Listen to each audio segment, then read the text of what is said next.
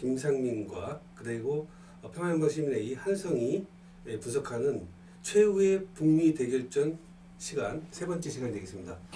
자, 저는 그 사회를 맡고 있는 정현대 사무총장 김상민이고요. 네, 반갑습니다. 저는 평화연방시민회의 한성 대표입니다.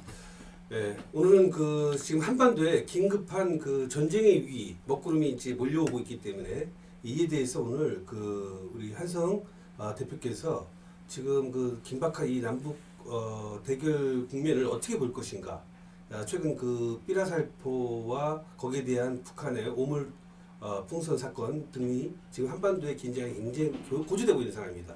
그래서 이에 대한 긴급 분석 시간을 갖도록 하겠습니다. 네, 오늘 긴급하게 같이 다뤄볼 내용은요. 윤석열이 지금 위험한 질주가 가속화되고 있는 걸 확인할 수가 있는데요. 내용은 삐라살포 및 대북 확성기 방송 준비, 그리고 특히 9.19 남북 군사합의 폐기 이건데요. 이로 인해서 사실 한반도에는 전쟁 먹구름이 드러워지고 있다고 볼 수 있습니다. 예. 지금 그 심각한 게 그 지금 9.19 군사 합의도 파기된 상태에서, 그렇다면 남북 간에 만약에 그 접경지에서 어떤 전투가 벌어지거나 뭐 했을 경우에 지금 정전 상태에서 그야말로 그러니까 확전, 그러니까 실제 전쟁의 상태가 우리 지금 정전된 상태지만 정전이 파기가 되고 그야말로 다시 전쟁이 다시 발발할 수 있는 가능성이 높아진 거죠. 예, 그렇죠. 하나하나 그런 구체적인 요인들을 살펴보도록 하겠습니다. 자, 어저께인데요. 어저께 자유운동연합의 박상학이 또다시 대북 삐라를 살포를 했는데요. 약 20만 장을 포천에서 이렇게 살포를 했습니다. 그런데 이미 지난 5월 10일 날 강화도에서 똑같은 내용으로 대북 삐라를 살포한 적이 있었는데요. 여기에 대해서 북한이 굉장히 반발을 했었죠. 그래서 김여정 부부장이 직접 담화를 발표해서 우물 쓰레기를 남쪽에 보내겠다라고 얘기를 한 바가 있습니다. 그 대북비라 관련해서는 거기에 가장 중심에 서 있는 자가 박상학이기 때문에 이 박상학이라는 자의 그 행동 고지에 우리는 주목할 수밖에 없는 상황입니다. 그래서 어쨌거나 6일 날 어저께 새벽에 뿌렸었고요. 자, 여기에 대한 이전에 5월 10일 날 강화도에서 박상학이 그 풍선을 대북 비라를 했을 때 여기에 대한 대응으로 오물 풍선을 김여정 부부장이 미리 예고를 했었고요. 아닌 게 아니라 실제로 실행을 했습니다. 그래서 이때까지 총 그러니까 5월 28일부터 6월 2일까지였죠. 총 900여 개가 우리 한국을 날아와서 굉장히 이슈화가 됐던 거죠. 미리 예고했던 것들을 실제로 실행을 하게 된 것입니다. 저게 지금 날라오는데 그 휴전선 그쪽에서 왜 쏘질 않죠? 남한에서 저걸 터트리면은 그냥 그쪽에. 네, 그거에 대한 문제 제기가 뭐 언론 중심으로 있었는데 여기에 대해서는 국방부는 명확한 입장을 이렇게 확인하지 않은 상태입니다. 왜냐하면 이제 저걸 쐈을 때 그 안에 뭐 어떤 게 들어있을지 모르고 폭약이 들어갈 수도 있는 거고 또는 뭐 생화학 무기가 들어갈 수도 있기 때문에 그거를 이제 퍼뜨려서 확산되지 않고 조용히 떨어져 그냥 제거하기 위해서 그렇게 그렇다는 얘기도 있는데. 그런 얘기인데 그 생화학 무기를 풍선에 띄워 보낸다고 하는 것은 상식적으로 뭐 군사 교리상 있을 수가 없는 일이고, 그는 실제 전시 때 생화학 무기를 살포할 수 있는데, 생화학 무기와 관련해서는 사실상 북한은 써본 적도 없고 갖고 있지도 않는데 이쪽에서 미국과 반북 세력들이 그렇게 오도에서 한 대표적인 사례라고 볼 수가 있는 거죠. 여튼 근데 혹시 김상민 교수님 NED라고 들어본 적 있나요? NED. NED라는 뭐 단체 이름은 대충 들어본 적 있는 것 같은데. 자, 민주주의 그 진흥재단이라고요. 지난 1983년 레이건 정부의 제기로 해서 만들어진 거예요. 해외에 있는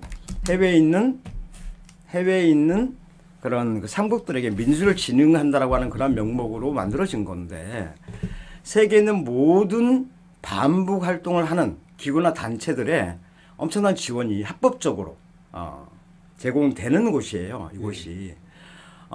지금은 상식으로 되어 있는데 특히 우리나라 반북 단체들 특히 삐라살포의 모든 거의 대부분이 바로 NED에서 합법적으로 지원되는 그런 자금에 의해서 이런 활동들이 이루어지고 있다고 하는 건데요. 옛날에 그 수전 솔티라고 하는 되게 유명한 여성이 있었는데요. 이 양반이 박사학과 결합을 하게 되면은 그 대북 전단 삐라살포의 규모가 굉장히 늘어나요. 굉장히 늘어나. 그런 점에서 박상학이가 주도하고 있는 대북 삐라살포는 사실상 미국의 반북 심리전으로 그 위상을 우리가 볼 수가 있는 거죠. 그러면 미국이 지금 현재 예. 그 남북 간의 긴장을 지금 어쨌든 돈을 지원해서 더 강화시키겠다는 뜻인가요? 어떻게 생각해요? 아니 그렇죠. 그거는 원래 미국이라고 하는 나라 자체가 사실상 미국은 전쟁이 나길 바라지도 않고 그 반대로 평화가 조성되기도 바라지 않잖아요. 그렇죠. 그 항구적인 긴장 상태, 그런 긴장 상태를 유지하는 것들이 바로 미국의 최고의 전략인데 바로 그걸 통해서 무기도 팔아먹고 그 다음에 예컨대 이제 한국 같은 경우에는 한국에 대한 종속 그러한 정책을 더 유리하게 관철시킬 수 있는 그런 거라고 하는 거죠. 자, 북한에서 그 오물풍선을 900여 차례 보내자 정부에서 굉장히 무서운 얘기를 했죠. 북한으로서는 감내하기 힘든 그러한 응징을 하겠다. 그래서 많은 사람들이 굉장히 궁금했었어요. 왜냐하면 북이 안 좋은 행동을 보일 때마다 윤석열 정부는 즉간 끝이라고 하고 즉시 강력의 끝까지라고 하는 이러한 아주 강력한 얘기를 해서 좀 시원시원한 측면이 있었지 않습니까? 그런 측면에서 또 윤석열 대통령은 예전부터 선제 타격을 했었고 그래서 북한이 감내하기 힘든 조치가 무엇일까? 드디어 그 베일을 드러냈습니다. 뭘까요? 확실히 방송. 그 누굽니까 유승민 그 전 그 국힘당 의원도 참 어떻게 확성기 방송 재개가 북한이 감당하기 힘든 조치냐라고 약간 그 페이스북에 올리기도 했더라고요. 여튼 그 확성기 방송을 재개한다라고 하는 것이고 자 여기에서 두 가지를 좀 살펴보죠. 이러한 그 대북 삐라살포와 대북 확성기 딱 두 가지만 놓고 봤을 때 이러한 것들이 이전에 다 해왔던 것들이잖아요. 이른바 군사교류상 대북 심리전이라고 얘기를 하는데 근데 과연 지금에 와서도 심리전일까요? 그러니까 지금 사실은 그건 자학행위죠. 왜냐하면 그 접경 지역에 그 소음 피해는 우리 국민들이 더 많이 보는 걸로 지금 얘기하고 있거든요. 아니 제가 이제 얘기를 하려고 하는 건 그 대목이 아니라 그러니까 이전에 남북 관계가 통일로 가는 특수한 관계 그랬을 즈음에는 그냥 일반적인 군사교류상 어쨌든 심리전이 맞아요. 심리전이 맞고 근데 지금은 심리전이 아니라고 하는 겁니다. 지금 이제 9.19 합의도 깨지고 아니 그게 아니고 제 얘기는 뭐냐면은 올 1월 15일부로 해서 남북 관계는 통일을 향하는 특수한 관계가 아니라 바로 적대적 교전국가고 그렇죠. 두 개의 완벽하게 다른 대한민국과 적대적 교전국가인데다가 대한민국을 괴뢰라고 하면서 제1의 주적으로 불변의 주적으로 설정한 조건에서 대북 삐라살포와 확성기 방송 재개는 이전과 같은 심리전이 아니라 사실상 전투전이라고 하는 거죠. 사실상. 그렇죠. 예. 전투 여기에 그 위험성이 있다라고 하는 겁니다. 예. 그러면은 지금 이게 제가 볼 때 여기에 대해서 북한이 어떻게 나올 것인가. 예. 나는 이제 하나의 내비셜이지만은 예.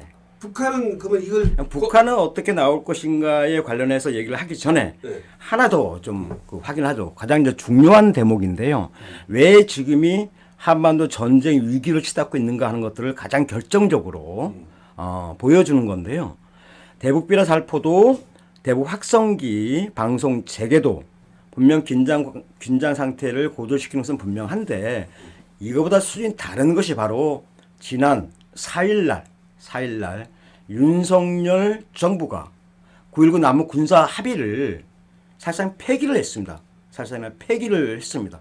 근데 아시는 것처럼 남북 군사 합의는 남북 간의 군사 충돌, 즉 전쟁을 막아낼 수 있는 최선의 안전 장치잖아요. 그렇죠. 지난 2018년 남북 관계가 좋았을 때 바로 문재인 대통령과 김정은 국무위원장 사이에서 맺어진 바로 전쟁 안전핀으로서의 그 조치였던 셈이죠. 그 내용은 다른 게 아니에요. 바로 군사분계선에서 전반의 군사활동을 다 정지하는 그러한 평화보장을 위한 첫 당시 굉장히 중요한 의미가 있었는데 결국 이번 4일날 윤석열 정부는 그걸 완전히 효력 정지시켜버렸던 거죠. 자, 그래서 이른바 윤석열 정부의 위험한 질주가 시작이 된다고 보는데요. 지금 21%잖아요. 대통령 지지율이. 그렇죠. 정치 전문가들의 말에 의하면 21%면은 사실상 레임덕에 들어간 거다. 그렇죠. 동력이 없지. 예, 바로 그 동력 부분인데 레임덕이라고 하는 다른 것이 아니라 바로 대통령이 운영하는 국가 공무원 체계가 완전히 복지부동 자세로 돌아간다고 하는 거예요. 말을 안 듣는다고 하는 거예요. 이러한 어려운 정치 통치 위기를 어떻게 벗어날 것이냐라고 하는 데 있어서 첫 번째로 지금 남북 관계를 긴장을 시켜서 전쟁 위기를 조성을 통해서 바로 거기 돌파하려고 한다라고 하는 것이 지금 명확해지고 있는 거잖아요. 또 하나가 갑자기 다 폐기됐던 7광구 석유 나온다고 하잖아요. 그러니까. 석유. 그딴 거 없이 예. 생산해도 2035년이라는데 예. 그거는 자기가 관계없는 예, 이와 관련해서 요즘 굉장히 중요한 많은 얘기가 나오는데 이걸 지금 탐사를 하기로 한 데가 그 사무실이 사장 집이래요. 뭐 알아요. 예, 사장 집이고 예. 그 자본금이 예. 1파운드. 예. 우리도 2,000원도 안 되는. 예. 그래서 작년에 1년 매출액이 3,800만 원이었다고 합니다. 3,800만 원. 어쨌거나 여기에다가 국가적으로 굉장히 중요한 사업을 맡긴 거죠. 그런데 근데 그 사건 바로 전에 예. 그 탐사 보도 전에 예. 그 호주의 그 탐사 업체가 예. 철수했죠. 철수했는데 예. 그 업체의 매출이 예. 그 180억 달러? 음. 그러니까 거기서 이미 성과 경제성이 없다고 지금 이제 철수를 했는데 예. 무슨 근거로 이 사람들이 예. 140억 예. 배럴이 있다고 완전 뻥도 그런 뻥이 없는 거예요. 예. 그래서 여기서 이제 그 20%의 가능성이 있다고 하잖아요. 이 20%의 가능성과 아니 20%라는 가능성은 과학적으로 입증된 바가 없어요. 제가 하는 얘기는요. 20%의 가능성과 지지율 21% 너무 닮아 있지 않나요? 그러니까. 어쨌거나 이러한 그 정치 위기도 벗어나기 위해서 대한민국 석유 탐사를 가져오는가 하면은 바로 전쟁 위기를 조성하는 것도 바로 그와 연결되어 있다라고 하는 건데요. 자, 구체적으로 살펴보겠습니다. 그래서 어쨌거나 대북 확성기 방송이 재개가 되고 그 다음에 접경 지역에서 이때까지 하지 않았던 훈련이 재개된다고 한다면 여기에 플러스 한미연합 훈련과 한미연합 군사훈련이 바로 남쪽에서 끊임없이 벌어진다고 한다면 불을 보듯 뻔한 상황이 하나 있습니다. 바로 이거죠. 군사분계선 땅, 공중, 그 다음에 특히 이른바 전쟁의 화약과라고 불리우는 서해 5도. 여기에서 어떤 일이 일어날 거라고 하는 것은 우리가 한사코 얘기를 안 해도 되지 않습니까? 바로 이런 일이 일어나죠. 이런 일이. 이렇게 얘기하시면 아시겠죠.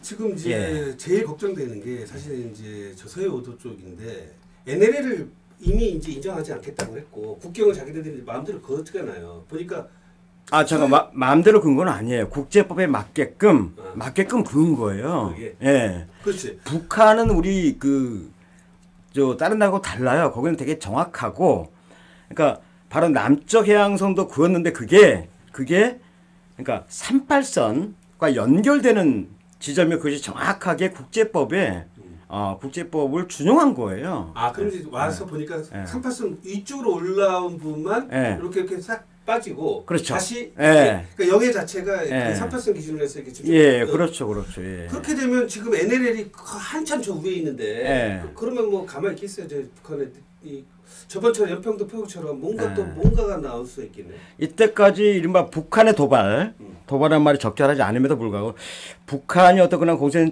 태세를 취했을 때는 항상 이유가 있었는데요.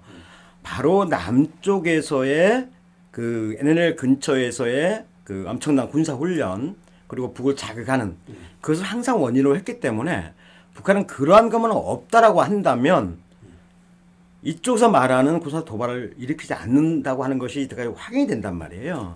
따라서 지금의 윤석열 정부의 자기 정치 위기를 벗어나기 위한 걸로 설정되고 있는 저 위험한 질주가 북한이 공세적인 대응을 할 수 있는 결정적인 원인으로 되고 있다고 하는 것이고 바로 그 수준 자체가 이전과는 다를 수밖에 없는 다시 얘기하면은 지금 남북 관계는 통일로 가는 특성 관계가 아니라 적들의 교종국 관계이기 때문에 거의 전쟁에 준하는 그러한 위기가 조성될 수밖에 없다라고 하는 것이 모든 전문가들의 일치된 그러한 견해와 입장입니다.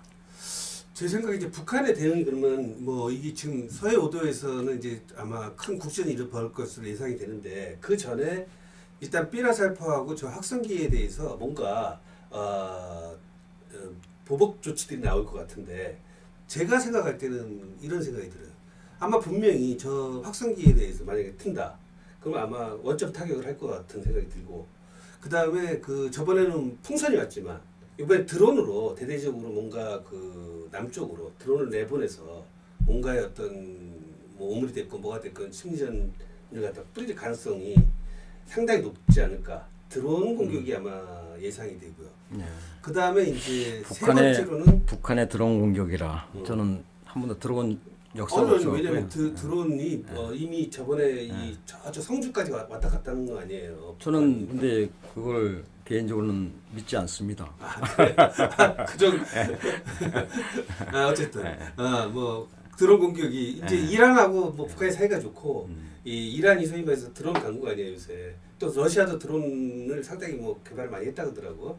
드론을 많이 갖고 와서 아마 필드 테스트 겸 해서 쓰지 않을까. 저는 그런 생각이 들고. 그다음 제일 걱정되는 게 이제 어쨌든 서해 5도에서 잠깐만 여기서요. 간혹 이렇게 대담을 하면서 김 교수님한테 느끼는 건데 물론 뭐 사람마다 상황 인식은 다르긴 합니다만 아까 표현 중에 뭐 이란이나 혹은 러시아에서 드론을 가져와서라고 하는 이 표현은요 사실에 부합하지 않습니다. 왜? 북한은 잘 하는 거야? 북한이 왜 남의 나라에서 그런 걸 가져와요? 하긴. 북한이라고 하는 나라 특성 자체가 남의 힘에 의존하지 않는 나라예요. 그래서 저는 지금 김 교수님의 그러한 언설에 대해서는 전혀 항상 남의 나라에 의존하기에 북한도 혹시 그런 거 아닌가? 이게 뭐냐면 이렇게 서울대까지 나온 수재임에도 불구하고 이러한 그 언론 환경에 세뇌될 수밖에 없는 이게 남쪽 현실이라고 하는 거죠. 그렇습니다. 뭐 워낙 우리나라는 외세에 의존하다 보니까 북한도 혹시 그러지 않을까? 제가 마지막으로 좀 드리고 싶은 말씀은요. 따라서 전체 평화 진보 진영이 오늘부터 해서 15일까지 사실상 비상 행동 태세를 갖추기 시작을 했습니다. 그래서 어제 같은 경우도 대학생 진보연합이 용산 앞에 가서 기자회견을 윤석열 정부를 규탄하는 내용이야 당연히 삐라살포에 대해서 말리지 않는 것, 그 다음에 9.19 남북 군사 합의를 폐기를 해버린 것 등등의 전쟁 위기를 조성한다라고 하는 그러한 것을 이유로 해서 강하게 규탄한 기자회견이 있었고요. 오늘 저녁에도 오늘이 지금 7일인가요?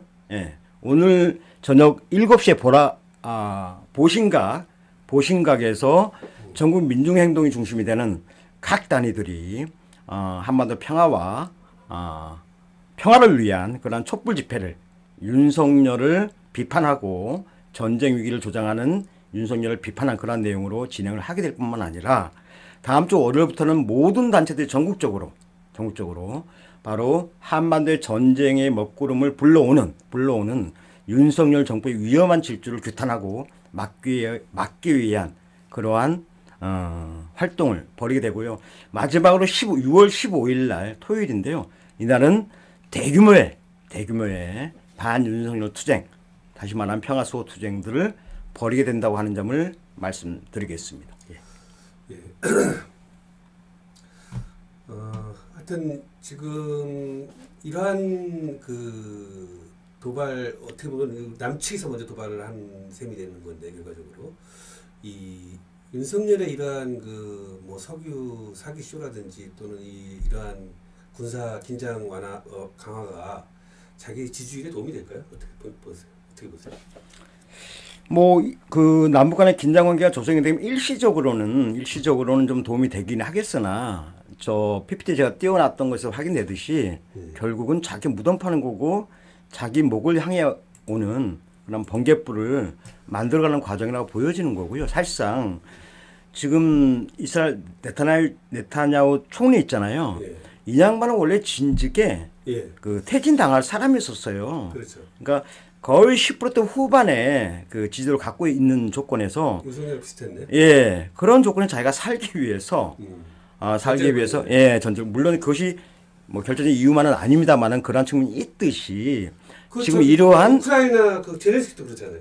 그것도 뭐 그런 얘기가 거의 뭐 100%라고 볼 수가 있는 거고요. 따라서 지금 윤석열의 위험한 질주는 일시적으로 한반도의 긴장을 조정시키겠지만 결론적으로는 바로 부메랑이 되어서 지지율을 낮추게 하는 것이 아니라 윤석열을 탄핵시킬 수 있는 탄핵하게 하는 결정적인 요인으로 작동할 것이라고 저는 확정을 하고 싶은 것이요. 저는 개인적으로 내일 저녁 오후 5시에 윤석열 탄핵 촛불 집회 거기에도 갑니다. 교수님 시간 되면 같이 오시죠. 예. 지금 뭐 이제 탄핵 열기가 지금 야권에서도 좀 이렇게 불길해서 이제 좀 집회 수가 저번에는 뭐 한 20만 명, 뭐 2만 명, 뭐 20만 명 그런 거였는데 이 점점 늘어나는 거 추세가 보이는 것 같아요. 이제 최근에. 그래서 이제 결국은 뭐 국회에서 뭐 합의로 해서 뭐 탄핵이 된다기보다는 이 촛불이라든지 국민 저항에 의해서 사실은 물러날 수밖에 없는 지금까지 모든 대통령들이나 이 뭐 박정희도 그렇고 뭐 이전에 이승만도 그렇고 뭐 전부 다 우리 그 모든 지금까지 보게 되면 국민 저항이 사실은 가장 중요한 거 같거든요. 탄핵이 뭐 국회의원들끼리 뭐 탄핵한다고 되겠어요 그게? 그렇죠. 당연하죠. 그리고 지금 말씀하신 지금의 국민들은 옛날의 국민들이 아니라 박근혜 퇴진 촛불 들었을 때와 또 다른 국민들로 이렇게 되게 그렇죠. 진화가 되어 있거든요. 저는 그런 분들을 진보적 국민이라고 저는 표현을 하고 있습니다. 이분들이 윤석열 퇴진에 간 앞장서고 동력을 만들고 있는데 진짜 우리가 염두에 둬야 될 것은 바로 진보적 국민들의 반윤석열 투쟁은 윤석열 정권을 탄핵시키는 데서 끝나는 것이 아니라 바로 국민 주권을 중심으로 하는 진정한 찐 민주정부를 수립하는 데로까지 자기 어떤 거는 추동력을 발휘할 수 있는 참으로 위대한 그런 진보적 국민이라고 저는 생각을 합니다. 자, 오늘 그 전쟁의 먹구름이 들어지는 한반도의 그 삐라살포하고 대북 확성기 방송 그리고 9.19 남북 합의 폐기 뭐 이러한 주제로 해서 지금 위기의 한반도에 대해서 한번 대담을 나눠보았습니다. 지금까지 저는 열린시민뉴스 김상민이고요. 예, 저는 탄핵이 평화다라고 하는 주장을 하고 있는 평안망시민회의 한성입니다. 다음에 뵙겠습니다. 네, 다음 금요일 뵙겠습니다.